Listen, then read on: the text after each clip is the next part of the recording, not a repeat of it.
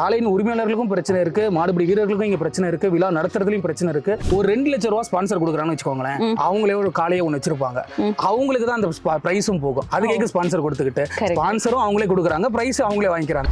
100ல இருந்து 200 கிலோ மாடு வரணுமா இந்த ரேட்டு ஒரு 3000, 200ல இருந்து 300 கிலோ மாடு வரணுமா இந்த ரேட் அப்படின்னு சொல்லிட்டு விற்பனை கொண்டு போறாங்க. இது என்னன்னா அந்த அமைப்புகள் ஜல்லிக்கட்டுக்கு பிரச்சனைனா வாங்கடா அப்படின்னு சொன்னா இப்ப ஜல்லிக்கட்டுக்கே அவங்களால பிரச்சனை வந்துரும் போல. சோ அந்த சொல்லி உருவாக்கிட்டு நிறைய அமைப்புகள் வந்துகிட்டு இருக்காங்க. அந்த அமைப்புகள்லாம் அந்த ஸ்பான்சர் போடுறவங்களுக்கு தான் அந்த காரும் போகுது, பைக்கும் போகுது. அது எல்லாருக்குமே தெரிஞ்ச விஷயம் தான். இதெல்லாமே கொஞ்சம் கொஞ்சமா எங்கன்னா கார்பரேட் நோக்கி போய்கிட்டு இருக்கு ஜல்லிக்கட்டு. இப்போ வந்து ஸ்டேடியம் ரெடி பண்ணியிருக்காங்க, பட் அவங்களுக்கு அதெல்லாம் தேவையே இல்லை. அவங்க என்ன சொல்றாங்க, டே எனக்கு செலவு எனக்கு மேட்டர் கிடையாது, என் மாட்டை கொண்டு போய் நான் ஜல்லிக்கட்டுல அவுக்கணும். ஒரு 500 டோக்கன் அடிக்கிறாங்கன்னா 100 டோக்கன் வந்து அரசு அதிகாரிகள் வாங்கிட்டு போயிடுறாங்க.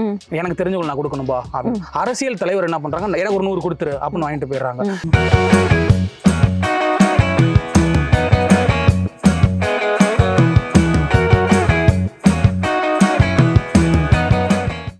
ஸ்பெஷலாக நம்ம ஜல்லிக்கட்டு வீர தமிழர்களுடைய வீர விளையாட்டு அதை பற்றி நிறைய பேசிகிட்டு இருக்கும்போது களத்தில் என்றைக்குமே ஜல்லிக்கட்டு அப்படின்ற அந்த ஒரு வார்த்தை கேட்டாலே அடுத்த நிமிடம் வந்து இந்த ஊடகவியாளரோட ஞாபகம் நமக்கு எல்லாருக்கும் வரும். ரீசன் என்ன அப்படின்னு கேட்டிங்கன்னா, களத்துக்கு போகிறது மட்டும் இல்லாமல் ஜல்லிக்கட்டில் இன்வால்வ் ஆகியிருக்கக்கூடிய அத்தனை நம்ம காளைகளின் உரிமையாளர்கள், அதை சார்ந்து இதை சுற்றி இருக்கக்கூடிய அரசியல், இப்படிப்பட்ட நிறைய விஷயங்களை வந்து அலசி ஆராய்ஞ்சு மக்களுக்கு நிறைய செய்திகளை கொண்டு போய் சேர்க்கக்கூடிய சங்கர் நம்ம கூட இருக்காங்க. வணக்கம் சங்கர், எப்படி இருக்கீங்க? நல்லா இருக்கேன். அப்புறம் சொல்லுங்க, ஒரே ஊரு ஆனாலும் தெரியாத மாதிரி பேசுனது எனக்கு ரொம்ப கஷ்டமான விஷயம். சங்கர் யாரு அப்படின்னு கேட்டீங்கன்னா நம்ம தம்பி தான், தம்மம்பட்டி பீப்புள் தான். ஆக்சுவலி எனக்கு என்ன சந்தோஷம் அப்படின்னு கேட்டீங்கன்னா, சங்கர் வந்து ஆல் இன் ஆல் அழகுராஜா. ஆமா, சரி சங்கர், அதாவது ஜல்லிக்கட்டுன்னு சொன்னா எல்லாரும் சொன்னாங்க, நம்ம சங்கர் தான் வீட்டை கேளுங்க, அதை பத்தி கேளுங்க, இதை பத்தி கேளுங்க அப்படின்னாங்க. அப்போ நம்ம கூட தானே கூடிய சுத்திரிய செவ்வாழ, இதை பத்தி நீ என்கிட்ட எப்படி சொல்லாம போனேன். அப்புறமா போய் நான் அவங்க வீடியோஸ் எல்லாம் எடுத்து பார்த்தா, அடா இது ஒரு கடல் மாதிரி இவ்வளவு விஷயங்கள் நீங்க சேகரிச்சு வச்சிருக்கீங்க அப்படின்னு நினைக்கும் போது ரொம்ப சந்தோஷமா இருந்தது. First hats off to you and thanks to you, special thanks to you. ஒரு தம்மம்பட்டியனாக மிக சந்தோஷமாக இருக்கு, ஊருக்காரிங்கிறதுனால ரொம்ப பெருமையா இருக்கு. அதாவது உங்களோட ஜல்லிக்கட்டு பயணம் எப்படி தொடங்குச்சு? நான் வந்து ஜல்லிக்கட்டுல சின்ன வயசுல இருந்து நம்ம ஊரை பத்தி சொல்ல தேவையில்ல, எல்லா ஜல்லிக்கட்டுக்குமே நம்ம குழந்தையில இருந்தே கூட்டிட்டு போய் ஒரு மாடியில உட்கார வச்சாங்கன்னா ஜல்லிக்கட்டை பார்த்து கரும்பு தின்னுட்டு ஜல்லிக்கட்டை பார்த்துட்டு இருந்த காலங்கள் தான். அதனால ஜல்லிக்கட்டு அப்பல இருந்து ஆர்வம். ஜனவரி 26 அப்படின்னால தம்மம்பட்டி ஜல்லிக்கட்டுன்றது ஒரு வரலாறு. அப்போ ஜனவரி 26 லீவ், அதுதான் முதல் ஜல்லி ஒன்று இருக்கு, அது வந்து பொங்கலுக்கு, அது மேட்ரு கிடையாது, இதுதாங்க மேட்ரு. அப்படிங்கிறப்ப இந்த ஜல்லிக்கட்டை பார்க்கணுன்ற ஆர்வம் அப்பையில இருந்து வீட்டுல இருந்து வந்து நம்மளாம் சின்ன பசங்க எங்கேயாவது மாடியை பிடிச்சி காலையிலே போகணும், மாடியை பிடிக்கிறது. ஸோ மாடியில பிடிச்சி இடத்த பிடிச்சி ஒரு வேடிக்கையை பார்த்தோம்னா அப்பதான் நமக்கு வந்து அந்த பொங்கல் முடிஞ்ச மாதிரி ஒரு ஃபீல். எனக்கு என்ன சந்தோஷமா இருக்கும்னா, இப்போ நம்மளாம் ஒருத்தவங்களை வீட்டில் அலோவ் பண்றது அப்படிங்கிறது ரொம்ப ரேரான விஷயமா மற்றவங்களுக்கு இருக்கும். பட் நம்ம ஊர்ல காலையில அந்த நடுவீதியில அப்ப நடக்கும்போது எல்லாருமே கதை திறந்து வச்சிருவாங்க, மேல போங்கன்னுவாங்க. எப்படி இப்படி ஒரு அதுதான் ஊர்ல மட்டும்தான் அது நடக்கும், அது ஸ்ட்ரேஞ்சர் தான், ஆனா வீட்டுல அலோவ் பண்ணுவாங்க, எல்லாத்தையும் போய் பாருங்க.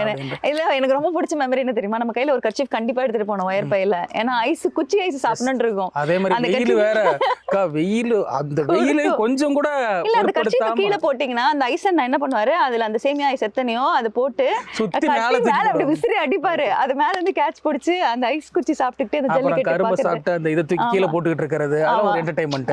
ஸோ என்னன்னா பொங்கல் வந்து அந்த ஜனவரி 15 முடிஞ்சிட்டாலும் கூட அதுக்கப்புறம் நமக்கு அந்த ஜல்லிக்கட்டு முடிஞ்சாதான், ஜனவரி 26 போய் ஜல்லிக்கட்டு முடிஞ்சாதான் பொங்கல் நமக்கு முடிஞ்ச மாதிரி. ஸோ அது வரைக்கும் அந்த வைப் வந்து டிராவல் ஆகிட்டே இருக்கும். ஸோ அப்பையில இருந்தே அந்த டிராவல் இருந்துட்டு 2017 ஜல்லிக்கட்டு போராட்டம் மெரினாவில் வந்து ஃபர்ஸ்ட் டைம் தொடங்கும் போது ஆக்சுவலாக நிறைய பேர் நினைச்சிட்டு இருக்காங்க போராட்டமாக தொடங்கினது நினைச்சிட்டு இருக்காங்க. அது தொடங்கினது ஒரு போராட்டம் கிடையாதுங்க, ரேலியா நடந்துச்சு. ஒரு பேரணிக்கு மட்டும் தான் அங்கே வந்து அனுமதி வாங்கியிருந்தாங்க. அந்த பேரணியில் நான் ஸ்டார்டிங்ல இருந்தேன். கரெக்டாக லைட் ஹவுஸ்ல ஸ்டார்ட் ஆன அந்த பேரணி கொஞ்சமாக நடக்க ஆரம்பிச்சோம், ஒரு 1 கிலோமீட்டர். அது வந்து சென்னை மீம்ஸ் நினைக்கிறேன், ஏதோ ஒரு மீம்ஸ்ல வந்து முதல் நாளே ட்ரெண்ட் ஆகுது. என்னன்னா, தமிழனா இருந்தா நீ வேஷ்டி கட்டிக்கிட்டு இங்கே வா அப்படின்ற மாதிரி எல்லாருமே வேஷ்டி கட்டிட்டு கிட்டத்தட்ட ஒரு 4000-5000 பேர் அங்கே இருந்திருப்பாங்க லைட் ஹவுஸ் கிட்ட. அந்த ரேலி ஸ்டார்ட் ஆகி எண்டில் வந்து என்ன பண்ணிட்டாங்க, ட்ரம் செட் வச்சுட்டாங்க. ட்ரம்ஸ் அடிச்சுன்னு நம்மளால சொல்ல தேவையில்ல, உட்காந்து பார்க்க ஆரம்பிச்சிட்டாங்க. அப்போ உட்கார்ந்தது தான், யாருமே எந்திரிக்கல. ஜல்லிக்கட்டுக்கு அனுமதி கொடுத்தாதான் நாங்க வந்து இது பண்ணுவோம், புரட்சியா மாறினது. ஆனா ஸ்டார்ட் ஆனது ஒரு பேரணியா ஸ்டார்ட் ஆனது. அந்த பேரணிக்கு ஒரு முக்கியமான காரணமா இருந்த சில பேர் யாருன்னு தெரியல எனக்கு, அது அப்படிதான் ஸ்டார்ட் ஆனது. ஆனா நிறைய பேருக்கு தெரியாது எப்படி திடீர்னு போய் எப்படி உட்காந்தாங்க அப்படின்றது தெரியாது இல்லையா. இதுதான். ஸோ இப்படியே டிராவல் ஆகிட்டு இருக்கும்போது நம்ம மீடியாவில் ஜாயின் பண்ணதுக்கு அப்புறம் நம்ம அண்ணன் சிவாஜின்னு ஒருத்தர் இருக்காரு, தவமட்டில் மாடுபிடி வீரர், தமிழ்நாடு ஜல்லிக்கட்டு மாடுபிடி வீரர்கள் சொல்லி ஒரு பயிற்சி மையம் நடத்திட்டு இருக்காங்க. அவங்க என்ன சொன்னாங்கன்னா, டே நீ மீடியாவில் இருக்க, ஒன்னால முடிஞ்ச சப்போர்ட் வந்து வீர தமிழர்களுக்கு இருக்கக்கூடிய ஒரு விளையாட்டை மையப்படுத்தி ஜல்லிக்கட்டா இருக்கட்டும், அதே மாதிரி கபடியா இருக்கட்டும், இது ரெண்டுமே நீ வந்து வெளிக்கொண்டு வரணும், அது தொடர்ந்து நீ உன் பயணத்தை தொடரணும் அப்படின்னு சொன்னாரு. அப்பையிலிருந்து தான் தொடர்ந்து நான் கபடி வீரர்களை சந்திச்சு நேர்காணல் செய்ய ஆரம்பிச்சேன். அதுக்கப்புறம் தான் ஜல்லிக்கட்டில் இருக்கக்கூடிய பிரச்சனைகள் என்ன, ஏன்னா காலையின் உரிமையாளர்களுக்கும் பிரச்சனை இருக்கு, மாடுபிடி வீரர்களுக்கும் இங்க பிரச்சனை இருக்கு, விழா நடத்துறதுலையும் பிரச்சனை இருக்கு. இந்த பிரச்சனைகளை வந்து கொஞ்சம் மக்களுக்கு கொண்டு வரணும். ஏன்னா இப்போ டிவியில் பார்க்குற மக்களுக்கு என்னன்னா அலங்காநல்லூர், அவனியாபுரம், பாலமேடு இதை டிவியில் பார்ப்பாங்க, மொதல் 3 நாள் வந்து டிவியில் பார்ப்பாங்க. அதுக்கப்புறம் என்ன நடக்குதுன்ற அவங்களுக்கு தெரியாது. அந்த 3 டிவியில் பார்த்துட்டு முடிஞ்சிடான்னு தெரிஞ்சிடும். அதுக்கப்புறமேட்டுக்கு என்னென்ன பிரச்சனை இருக்கு, அவங்க அந்த கஷ்டப்பட்டு எப்படி அந்த மாட்டை கொண்டு வந்தாங்க, அந்த மாட்டை திரும்பி எப்படி வீட்டுக்கு கொண்டு போறாங்கன்ற மாதிரி ஏகப்பட்ட இதுல பிரச்சனைகள் இருந்துச்சு. அதுக்கப்புறம் தான் சரி ஓகே, இதை கொஞ்சம் கொஞ்சமா நம்ம வெளி கொண்டு வரணும் அப்படின்ற ஆர்வம் எனக்கு தொடர்ந்து இயங்கிக்கிட்டு இருக்கு. ஓகே, ரொம்ப சந்தோஷமா இருக்குது. என்னன்னா ஊடகவியலாளர் அப்படின்னு நான் சொல்லும்போது கூடவே ஒரு சமூக ஆர்வலராகவும் நீ இருக்காரு அப்படிங்கிறது எனக்கு ரொம்ப சந்தோஷமா இருக்கு. இப்போ இதுல என்ன ஒரு பியூட்டி அப்படின்னு கேட்டீங்கன்னா, நம்ம வந்து ஜல்லிக்கட்டு நம்ம பார்த்து என்ஜாய் பண்றோம். நீ டிவியில ஜல்லிக்கட்டு பார்த்தோம், அவ்வளவுதான் நமக்கு தெரியும். அதற்கு பின்னாடி அதற்கு பிறகு அப்படிங்கிறது வந்து ஒரு மிகப்பெரிய ப்ரொசீஜர். ஏன்னா பரிசுகள் அறிவிக்கப்பட்டிருக்கும், இல்ல அந்த காளைகளுக்கான அந்த உரிமையாளர்களுக்கு சில விஷயங்கள் நிச்சயமாக வந்து சேரணும். ஸோ அந்த பரிசுகள் சார்ந்த குளறுபடிகள் நிறைய நம்ம கேள்விப்படுறோம். அங்கங்க வந்து எப்படி ஜல்லிக்கட்டுல இவ்வளவு பெரிய பரிசுகள், அது சரியா போகுமா அப்படிங்கிற ஒரு கேள்வி இருக்கு. கிட்டத்தட்ட ஒரு டிவி ரியாலிட்டி ஷோலயும் அந்த கேள்வி வரும்ல, அந்த மாதிரி. அப்ப ஜல்லிக்கட்டுக்கு பின்னாடி இந்த பரிசுகள் சார்ந்த குளறுபடிகள் இருக்கா, என்னெல்லாம் நடக்குது? என்னன்னா இப்போ வந்து ஸ்பான்சர்ஸ் நிறைய வராங்க, ஜல்லிக்கட்டுக்கு ஸ்பான்சர்ஸ் கொடுக்குறாங்க. எப்படின்னா ஒரு 2 லட்சம் ரூபா ஸ்பான்சர் கொடுக்குறாங்கன்னு வச்சுக்கோங்களேன், அவங்களே ஒரு காலையை ஒன்று வச்சிருப்பாங்க, அவங்களுக்கு தான் அந்த ப்ரைஸும் போகும். அது கேட்க ஸ்பான்சர் கொடுத்துக்கிட்டு, ஸ்பான்சரும் அவங்களே கொடுக்குறாங்க, ப்ரைஸ் அவங்களே வாங்கிக்கிறாங்க. அது கேட்க நடத்திக்கிட்டு நீ வீட்டுக்கு நீ காசு கொடுத்து வாங்கிட்டு போயிட வேண்டியது, அந்த மாதிரி தான். ஸோ அது மாதிரி நிறைய இருக்கு. இன்னொன்று என்னன்னா டோக்கன் அப்படிங்கிறது உங்களுக்கு மிகப்பெரிய பிரச்சனைங்க. என்னன்னா முன்னாடி ஜல்லிக்கட்டு அப்படிங்கிறது புறவாடி அப்படின்னு சொல்லுவாங்க, பின்னாடி வரிசையா வருவாங்க, அவங்க கிராமத்தை சார்ந்த மக்கள் ஜல்லிக்கட்டு அவுத்துட்டு போயிடுவாங்க. இப்போ அப்படி கிடையாது, டோக்கன் அப்படின்றத அறிமுகப்படுத்தியிருக்காங்க. அந்த டோக்கன் என்ன ஆகுது அப்படின்னா காசுக்கு விற்பனை செய்யறாங்க. இப்போ ஒரு விழா நடத்துறது சாதாரண விஷயம் கிடையாதுங்க, கிட்டத்தட்ட 20 to 25 லட்சம் தேவை. ஏன்னா அந்த அளவுக்கு வந்து அரசு விதிமுறைகளை கொண்டு வந்திருக்காங்க. அந்த விதிமுறைகளை நம்ம சரி செய்யணும் அப்படின்னா கண்டிப்பா அமௌண்ட் வேணும். சின்ன சின்ன கிராமங்கள்ல அழிவு சந்திச்சுட்டு இருக்கு ஜல்லிக்கட்டு, ஏன்னா ஜல்லிக்கட்டு நடத்த முடியாத ஒரு சூழல இருந்துட்டு இருக்கு. ஸோ அப்படிங்கிறப்ப அந்த அமௌண்ட் தேவைப்படவும் என்ன பண்றாங்க, டோக்கனை வந்து விற்க ஆரம்பிச்சிடறாங்க, விழாக்குள்ளே விற்கிறாங்க. 100 to 200 கிலோ மாடு வரணுமா இந்த ரேட்டு ஒரு 3000, 200 to 300 கிலோ மாடு வரணுமா இந்த ரேட் அப்படின்னு சொல்லிட்டு விற்பனை கொண்டு போறாங்க. இது என்னன்னா காலப்போக்கில் பணம் இல்லாதவங்க என்ன பண்ணுவாங்க, டே ஒரு வாடிக்கு கொண்டு போயிடலாம், ஒரு 5000 செலவு பண்ணி ஒரு ஜல்லிக்கட்டு கொண்டு போகலாம். எப்பவுமே வருஷத்துக்கு ஒரு 50 ஜல்லிக்கட்டுக்கு போறவங்க காசுன்னு கொண்டு வரும்போது என்ன பண்ணுவாங்க, நிச்சயமா குறைச்சிருவாங்க. எதுக்காக போய்கிட்டு நம்ம ஒரு 10 ஜல்லிக்கட்டு போனா போதும் அப்படின்ற மாதிரி குறைஞ்சிருவாங்க. இது எங்க போய் முடியும்னா ஜல்லிக்கட்டு அழிவு நோக்கி தான் போய்கிட்டு இருக்கு. இது யாருக்குமே தெரியாது, நல்லா நடந்துகிட்டு இருக்கேப்பா, டிவியில பார்த்துக்கிட்டு இருக்கேன் போய்ப்பா அப்படின்ற மாதிரி இருக்காங்க. பட் அதெல்லாம் கிடையாது, அதை தாண்டி நிறைய பிரச்சனைகள் இருக்கு. இன்னொன்று வந்து ஜல்லிக்கட்டுக்கு வந்து நிறைய அமைப்புகள் இருக்காங்க. அதாவது வந்து இந்த ஜல்லிக்கட்டு வந்து ஒரு தடைப்பட்டப்ப அந்த அமைப்புகள்லாம் போராடினாங்க, அதுக்கு அவங்களுக்கு நன்றி சொல்லி ஆகணும், அந்த இடத்துல நம்ம கடமைப்பட்டிருக்கோம். ஆனால் அந்த அமைப்புகளும் இப்போ எப்படி மாறிட்டாங்க அப்படின்னா நிறைய பேர் இப்பயும் அந்த அமைப்புல சேர்றது எதுக்காகனா டோக்கன் தருவாங்க, அந்த அமைப்புல இருந்தால் தான் டோக்கன் கிடைக்கும் அப்படின்ற மாதிரி இருக்காங்க. ஏன்னா அமைப்புகள் சார்ந்த ஜல்லிக்கட்டு நடந்துகிட்டு இருக்கு. அந்த அமைப்புகள் ஜல்லிக்கட்டுக்கு பிரச்சனைனா வாங்கடா அப்படின்னு சொன்னா இப்ப ஜல்லிக்கட்டுக்கே அவங்களால பிரச்சனை வந்துரும் போல. ஸோ அந்த சூழல் உருவாக்கிட்டு இருக்கு. நிறைய அமைப்புகள் வந்துகிட்டு இருக்காங்க. அந்த அமைப்புகள்லாம் என்ன பண்றாங்கன்னா அவங்க சார்பா விழாக்களை நடத்துறாங்க. இப்போ வந்து என் அமைப்பு சார்பா ஜல்லிக்கட்டு நடக்குது அப்படின்னா அந்த அமைப்புல யார் யார் இருக்காங்களோ அவங்க மட்டும் தான் கலந்துக்கிறாங்க. புரியுது. இப்போ வந்து ஒரு ப்ரொடியூசர் இன்வெஸ்ட் பண்ணி படம் எடுத்து தான் பையனை ஹீரோ ஆக்குறாங்க. அதேதான். சோ என்னன்னா அவங்க அந்த அமைப்புல இருக்கவங்களுக்கு மட்டும் தான் டோக்கன் கிடைக்கும், வெளியாட்களுக்கு பாமர மக்களுக்கு டோக்கன் கிடைக்காது. சோ இந்த மாதிரி பிரச்சனைகள் நிறைய இருக்கு. அந்த பிரைஸ் விஷயம் தான் வந்து ரொம்ப பிரச்சனையா போயிட்டு இருக்குக்கா. ஏன்னா கார் பைக் வழங்கக்கூடாது அப்படின்னு சொல்லி தொடர்ந்து வலியுறுத்திக்கிட்டே இருக்காங்க. ஏன்னா ஒரு அந்த ஸ்பான்சர் போடுறவங்களுக்கு தான் அந்த காரும் போக போகுது, பைக்கும் போக போகுது. அது எல்லாருக்குமே தெரிஞ்ச விஷயம் தான். என்னடா அந்த காசை நீங்க கொடுத்துருங்க, அது எத்தனை மாடு மொத்தம் ஒரு 500 மாடு கலந்துக்குதா, அந்த 500 மாட்டுக்குமே அது விகிதமா பிரிங்க, அந்த மொத்த காசு எவ்வளவு வருதோ அதுல எல்லா மாட்டுக்கும் சமமான பரிசு கொடுங்க. ஜல்லிக்கட்டுல கலந்துக்கிற காளைகள் எல்லாமே சிறந்த காளைகள் தான், எல்லாமே 12 மாசம் கஷ்டப்பட்டு வளர்க்குற காளைகள் தான். அப்படிங்கிறப்ப எல்லாத்துக்கும் சம பங்கா வழங்கி பரிசுகளை வந்து பகிர்ந்து வழங்கினாங்கன்னா ரொம்ப அழகா சொன்னீங்க. எனக்கு இந்த இடத்துல நான் கேட்கணும்னு தோணுச்சு. இப்போ வந்து ஸ்கூல்லேயே சொல்லுவோம்ல, ஃபர்ஸ்ட் ரேங்க் வாங்குற பசங்க இருப்பாங்க, செகண்ட் ரேங்க் வாங்குற பசங்க இருப்பாங்க, கொஞ்சம் முயற்சி பண்ணி நல்லா படிக்கிற பசங்க இருப்பாங்க, திடீர்னு ஒரு நாள் நம்ம நல்லா படிப்போம், திடீர்னு ஒரு நாள் சரியா பெர்ஃபார்ம் பண்ணாத குழந்தைகள் இருப்பாங்க. அது போல நிச்சயமாக மாடுகளிலையும் அந்த மாதிரி மாடுகள் இருக்கும். ஸோ நம்ம வந்து இதுதான் சிறந்த மாடு, இதுதான் சிறந்த மாடுன்னு சொல்ல முடியாது. எல்லாமே வந்து சிறந்த காளைகள். அதுதான் அவங்க கஷ்டப்பட்டு 12 மாசம் வளர்க்குறாங்க. அதுல ஒரு வாடியில தோத்துருச்சு அப்படிங்கறதுனால அது ஒன்றும் கெட்ட மாடு கிடையாது. அவங்க வளர்ப்பு எவ்வளவு கஷ்டப்பட்டு வளர்த்துருப்பாங்க. அவங்க வீட்டுல இருக்கவங்க லேடிஸ் வந்து எவ்வளவு கஷ்டப்பட்டு அதை வந்து டெய்லி பிடிச்சி கட்டுறதா இருக்கட்டும், அதோட சாணத்தை அள்ளி போடுறதா இருக்கட்டும், எவ்வளவு கஷ்டப்பட்டு வளர்த்துருப்பாங்க, பிடிச்சிருப்பாங்க. இன்னொன்னு என்னன்னா, சிறந்த 3 காளைகள் மட்டுமே ஒரு ஜல்லிக்கட்டுல பங்கு பெறுதுன்னா மக்களுக்கு என்ன என்டர்டைன்மெண்ட் இருக்கும். இப்ப நான் வந்து ஒரு 3 மாடு தாங்க நல்ல அது பிடிப்படாத மாடு அப்படின்னு வச்சு ஒரு 30, 100ன்னு வச்சுக்கோங்களேன். ஆனா ஒரு இதுல வந்து ஒரு 100, 200 மாடு கலந்துக்கிட்டாதான் அது விழாவாக மாறுது. மாறுது. கண்டிப்பா. சோ அதற்கே அந்த ஒரு காளைகளுடைய பங்கு நிச்சயமா தேவைப்படுது. அழகா சொன்னீங்க. இந்த காலையில இருந்து நம்ம அதுக்கு எவ்வளவு ஊட்டிருப்போம், அது எவ்வளவு வளர்த்திருப்போம். 12 மாசம் ஒரு மாசம் ஒரு வாடியில ஓடுறது ஒரு நாள், மீதி இருக்க 365 நாள்ல அவங்க எவ்வளவு கஷ்டப்பட்டு இருப்பாங்க. உண்மை. சோ அதனால அந்த ஒரு நாள்ல வந்து நம்ம மாடு நல்லா விளையாடல, இந்த பிரைஸ் அப்படிங்கும் போது அந்த மாட்டின் உரிமையாளர்களுக்கு எவ்வளவு கஷ்டமா இருக்கும். சோ அதனால நான் என்ன சொல்றேன்னா, சமபங்கா பகிர்ந்து எல்லாருக்குமே பரிசு ஒரே அளவுல கொடுக்கணும் அப்படிங்கிறது தான் நான் பார்த்து தெரிஞ்சுக்கிட்ட விஷயம். ஏன்னா நான் வந்து காளையின் உரிமையாளர்களை பொறுத்த அளவுக்கு ரொம்ப ஹைலியும் பார்த்தியாச்சு, இருக்க பாமர மக்கள் எவ்வளவு காளை வச்சிருக்காங்களோ அந்த வளர்ப்பவர்களும் நான் பார்த்துட்டேன். ஸோ எல்லாருமே சொல்ற விஷயம் என்னன்னா, இந்த பரிசு தான் ரொம்ப பெருசாக சொல்றாங்க. அதே மாதிரி காளையில் வளர்ப்புல பிரபலமான அரசியல்வாதிகளுமே ரொம்ப சிறப்பாக செயல்பட்டுக்கிட்டு இருக்காங்க. இப்போ சமீபத்தில் நான் வந்து ஸ்ரீரங்கம் எம்எல்ஏ பழனியாண்டி அவர்களை பார்த்தேன். கிட்டத்தட்ட ஒரு 10 காளைகளை அவ்வளோ சிறப்பாக வந்து வளர்த்துக்கிட்டு இருக்காரு. ஒரு குழந்தை மாதிரி பார்க்குறாங்க. ஏன்னா அவங்க அரசியலை கடந்து அவங்க அரசியலில் எவ்வளவுதான் நம்ம ஒரு பெரிய ஆளு அப்படின்றது இருந்தாலும் வீட்டுக்கு அப்புறமா ஒரு குழந்தையை பார்க்குற மாதிரி அந்த காளைகளை தொட்டு வணங்குறதா இருக்கட்டும், தடவி கொடுக்குறதா இருக்கட்டும். அவர் என்ன சொல்றாருன்னா, எனக்கு எவ்வளோ பிரச்சனைகள் இருந்தாலுமே நான் காளைகளை வந்து பார்க்கறது எனக்கு ரொம்ப சந்தோஷத்தை கொடுக்குது அப்படின்றாரு. ஸோ அப்படிங்கிறப்போ ஒரு எவ்வளோ பெரிய பிரமுகராக இருந்தாலும் இந்த காளை அப்படிங்கிறது எவ்வளோ சந்தோஷத்தை கொடுக்குது. நிச்சயமாக. ஏன்னா அயலக தமிழர் நல வாரியத்தின் தலைவர் கார்த்திகேய சிவசேனா, ஆமா, அவரையும் நான் பார்த்து பேசியிருக்கேன். அவருமே இதை தான் சொல்றாரு. இந்த இதெல்லாமே கொஞ்சம் கொஞ்சமா எங்கன்னா கார்பரேட் நோக்கி போய்கிட்டு இருக்கு ஜல்லிக்கட்டு. இப்போ வந்து ஸ்டேடியம் ரெடி பண்ணியிருக்காங்க. இன்னும் கொஞ்சம் காலகட்டத்தில் பார்த்தீங்கன்னா ஐபிஎல் மாதிரி ரெடி பண்ணிடுவாங்க. ஐபிஎல் மாதிரி ரெடி பண்ணி இந்த டீம், இந்த ஒரு 10 மாடு வந்து ஒரு டீம் வந்து ஒரு கம்பெனி நேம் சொல்லி இந்த நேம் சார்பா இந்த டீம்ல ஒரு 10 மாடு அப்படின்ற மாதிரி வந்து வரக்கூடிய காலம் தான். இல்ல இப்ப பகை உணர்வு இல்லாத ஒரு விளையாட்டாக இப்ப இருக்கு. ஜாதி மத பேதம் எதுவுமே இல்லாம சமத்துவமான ஒரு இதுதான் வந்து ஜல்லிக்கட்டு. எதுவுமே கிடையாது, அரசியலும் கிடையாது இல்ல. சோ அப்படி இருக்கக்கூடிய ஒரு ஜல்லிக்கட்டு கொஞ்சம் கொஞ்சமா பாகுபாடுகளை நம்ம ஆளுங்களே உருவாக்கிட்டு இருக்காங்க. ஆமா, இல்ல நீங்க சொன்னது கரெக்ட். ஆனா அப்படிதான் இருந்தது. சொல்லுவாங்கல்ல, சமத்துவமான ஒரு விளையாட்டாக. ஆனா இது நிறைய பேரோட இன்வால்மெண்ட்னால சில நேரங்கள்ல நீங்க சொல்ற இந்த ஜாதி மத விஷயங்களும் தெரியாத அளவுல கொண்டு வரப்பட்டது. பட் அதெல்லாம் இல்லாம நெறிப்படுத்தும் போது இந்த பிரச்சனைகள்லாம் நிச்சயமா நிவர்த்தி பண்ணணும் அப்படின்னு அழகா சொன்னேன். எனக்கு ரொம்ப பிடிச்சது என்ன அப்படின்னா, நிறைய அரசியல் பிரமுகர்கள் காளைகளை வளர்க்குறாங்க, ஜல்லிக்கட்டு பத்தின விழிப்புணர்வுலாம் ஏற்படுத்துறாங்க. பாமர மக்கள் இதை பத்தி நான் கேட்கணும். இப்போ நசீமா அவங்க இருக்காங்க, கேரம் போர்டு விளையாடுறாங்க. அவங்க அப்பா வந்து ஒரு ஆட்டோ டிரைவர். அவங்க அப்பா வந்து சொல்றாரு, ஒவ்வொரு விளையாட்டிற்கும் என் மகளை வந்து கொண்டு போய் பங்கு கொள்ளணும் அப்படின்னாலே அதற்கான செலவு அப்படின்னு ஒன்று இருக்கு. ஸோ அந்த செலவு வந்து என்னால் அஃபோர்ட் பண்ண முடியல, பட் என் வீட்டில் ஒரு திறமை இருக்கு, அப்போ அதுக்கு நமக்கு ஃபண்ட்ஸ் கொடுக்கணும், கவர்மெண்ட் ஸ்கீம்ஸ் உண்டு, எல்லாமே இருக்கு. இதே மாதிரி எத்தனை பேர் வந்து சொல்லுவாங்கல்ல, நாம சாப்பிட்றதை தாண்டி தன்னுடைய காளைகளுக்காக அது போஷாக்கா வளர்க்கறதுக்கு எவ்வளவோ கடினமா பாடுபட்டு ஒரு 12 மாசம் இன்வெஸ்ட் பண்ணிருப்பாங்க. ஸோ இந்த மாதிரி காளைகளுக்கு கண்டிப்பா ஒரு கேம்ல விளையாடணும். இப்போ ஒரு 50 ஜல்லிக்கட்டு கலந்துக்கணும், ஒரு 20 ஜல்லிக்கட்டு திறமையான காளை இருக்கு. அப்ப இவங்களுக்கு நிச்சயமாக அந்த இடத்துல ஒரு உதவி தேவைப்படுது. இதை சார்ந்து என்ன மாதிரி விஷயங்கள் இருக்கு ஆர் இல்ல, என்ன சொல்ல நினைக்கிறீங்க? அதுதான்க்கா, என்னன்னா அந்த காளைகளை கஷ்டப்பட்டு இவங்க வளர்க்குறாங்க அப்படிங்கிறப்ப இவங்களுக்கான ஊக்கத்தொகைகள் வந்து அரசு சார்பாக அறிவிக்கிறான்னு சொல்லியிருந்தாங்க. இன்னவரில் எந்த ஒரு அறிவிப்புமே வெளியாகல. இவங்களுமே கிட்டத்தட்ட 12 மாதத்துக்கு செலவு எடுத்து பார்த்தீங்கன்னு வச்சுக்கோங்களேன், அது எங்கேயோ போயிடும். பட் அவங்களுக்கு அதெல்லாம் தேவையே இல்லை. அவங்க என்ன சொல்கிறாங்க, டே எனக்கு செலவு எனக்கு மேட்ரு கிடையாது, என் மாட்டை கொண்டு போய் நான் ஜல்லிக்கட்டில் அவுக்கணும், அதுதான் எனக்கு. அவங்க நான் பார்த்த வரைக்குமே என்ன சொல்கிறாங்கன்னா, எனக்கு செலவு எவ்வளோனா ஆகிட்டு போகுது, ஆனால் என் மாடு வாடி வாசலில் வரணும். ஆனால் அந்த வாடி வாசலுக்குள்ளே போய் அடைக்கிறதே அவங்களுக்கு மிகப்பெரிய ஒரு போராட்டமாக இருக்குது. நம்ம ஈஸியாக வந்து டிவியில் பார்த்துருவோம், 500 மாடு வந்துட்டே இருக்குப்பா, இவ்வளோ மாடு இருக்கா அப்படிமா. அதையும் தாண்டி பல ஆயிரம் மாடு இருக்குது தமிழ்நாட்டில். ஆனால் என்னன்னா அவங்களால கொண்டு போய் அவுக்க முடியாது.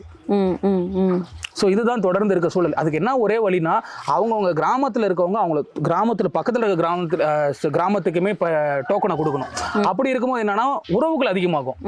இந்த ஊர்ல இருந்து நம்ம ஊர்ல ஒருத்தர் தெரிஞ்சவங்களா மாறுவாங்க, அவங்க நம்ம ஊருக்கு வருவாங்க. அப்படிங்கும்போது வியாபாரம் பெருகிறதுக்கான வாய்ப்பு இருந்துச்சு. இதுதான் பண்டைய காலத்திலுமே இருந்திருக்கும்னு நான் நினைக்கிறேன்.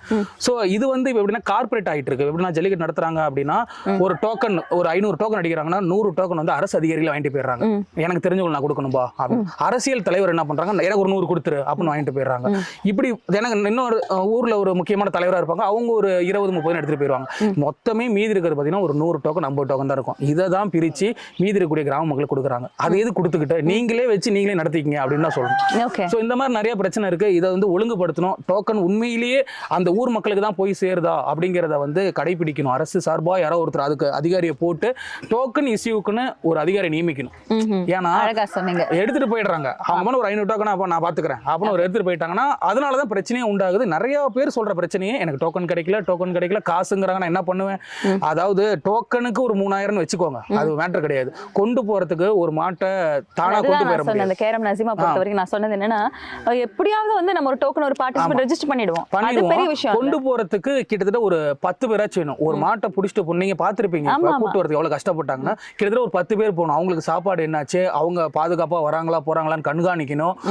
இடையில டோல்கேட்ல வந்து உண்மையிலேயே சொல்றேன்க்கா, ஜல்லிக்கட்டு வந்து பாத்தீங்கன்னு வச்சுக்கோங்களேன், காளைகளை ஆட்டோல தான் கொண்டு போக முடியும், லாரியில கொண்டு போக முடியும், இல்லைன்னா கொண்டே போக முடியாது.